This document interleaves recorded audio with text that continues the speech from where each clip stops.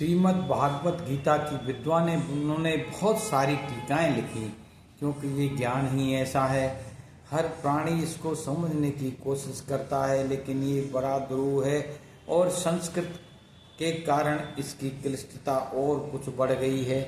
इसलिए हमने किसी साधु जन के, किसी वैष्णव के कहने से इसे हिंदी काव्य में परिवर्तित करने का एक प्रयास, सार्थक प्रयास किया है। आपको उत्तम लगे तो आप इसको अवश्य राम गोपाल भक्ति रस सागर कर देख सकते हो। 5वें अध्याय को हम अब इस पर शुरू कर रहे हैं। इस प्रकार अर्जुन बोले, हे भगवान, हे श्याम सुंदर, आप कर्म योग और कर्म संन्यास दोनों को ही उत्तम बताते हो, लेकिन इनमें से एक कौन कल्याणकारी है वो हमें क्यों नहीं बताते। इसको काव्य गीता इस प्रकार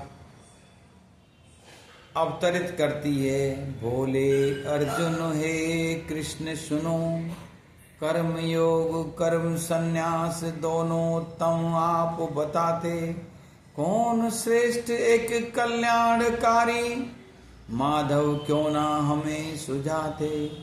कर्म योग और संन्यास कर्म उत्तम दोनों प्रभु जताते, कल्याणकारी वह एक कौन सा, श्री माधव क्यों नहीं बताते। दूसरा श्लोक काव्य गीता का इस प्रकार, श्री अर्जुन सुन, कर्म संन्यास योग कर्म है दोनों उत्तम, श्रेष्ठ कर्म योग ही जानो, साधन करने में अति सुगम। हे अर्जुन, साधन में सुगम होने की वजह से कर्म योग को ही उत्तम मानना चाहिए। तीसरा श्लोक काव्य गीता का इस प्रकार कहता है, एक वो व्यक्ति द्वेष नहीं आकांक्षा, निर्द्वंद्व विचरता जीवन प्राणी, वही नित्य सन्यासी अर्जुन, बंधन मुक्त सदा वह ज्ञानी। सांख्य योग व कर्म योग जग, मूढ़ पुरुष ही अलग जानते, फल दोनों में ईश्वर ही आता, विद्वान इसीलिए एक ही मानते।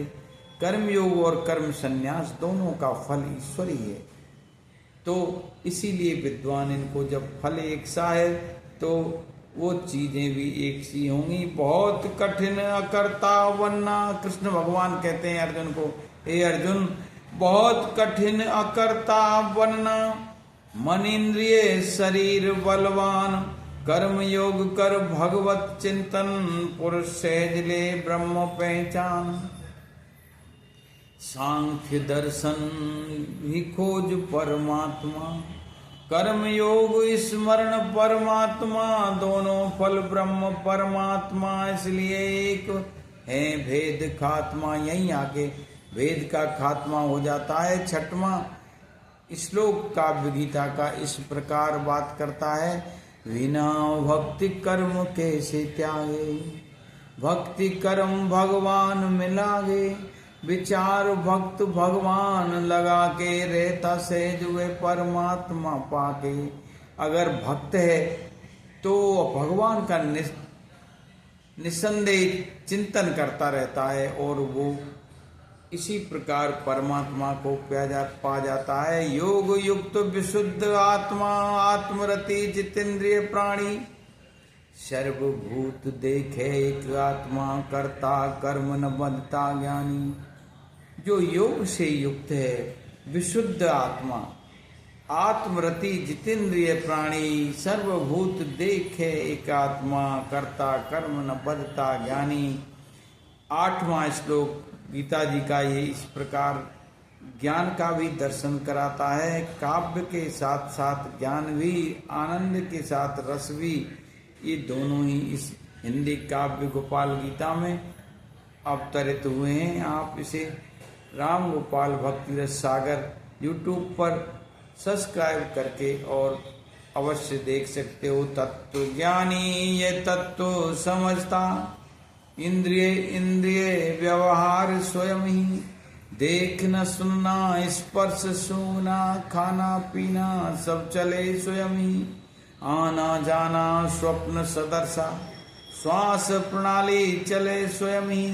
बात स्वीकृति बंद खोलना करता ना वे कुछ होता स्वयं ही। संसार में जो कुछ है सब कुछ होता है। सांसें स्वयं आती हैं, खाना पीना स्वयं ही होता है और इंद्रियों के व्यवहार चलता ही रहता है।